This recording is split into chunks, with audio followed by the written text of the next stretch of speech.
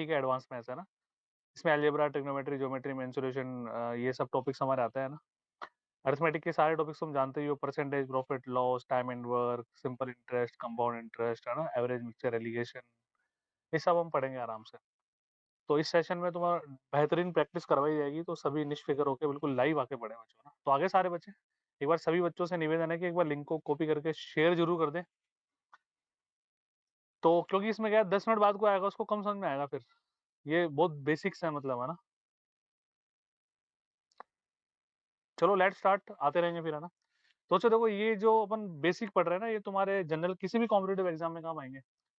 SSC जैसे exam में तो डायरेक्ट क्वेश्चन बनते ही बनते हैं, तुम्हारे पेपर फर्स्ट के लिए भी तुम्हें कोई इधर उधर जाने की आवश्यकता नहीं है, है ना। तो बिल्कुल बेसिक से हम शुरू करते हैं। If x plus one upon x is equal to 3, then find the value of x cube plus one upon x cube.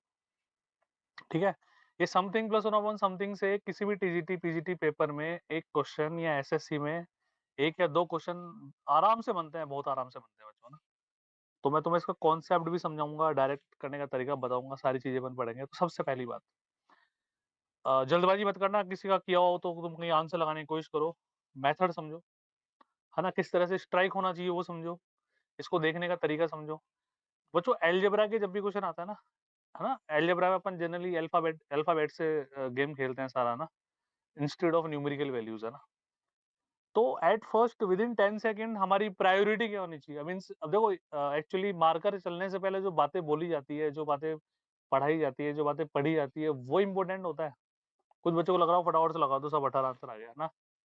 ऐसा नहीं करना तुम्हारे पास, तुम सब टीचर्स हो, तुम्हें उस क्वेश्चन के सॉल्यूशन के अलावा और भी चीजें देखनी होती है, कनेक्शंस, कनेक्टिविटी, हर चीज पे गौर करना बच्चों ना।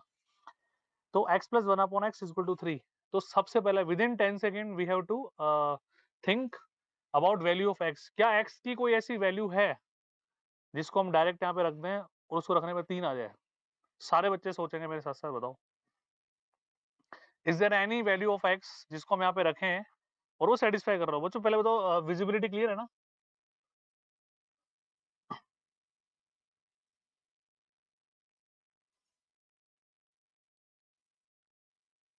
सर x की ऐसी कोई वैल्यू हमारे पास नहीं है जिसको हम रखें और यहाँ पे 3 आ जाए। ठीक है, अब चलते हैं मेथड पे।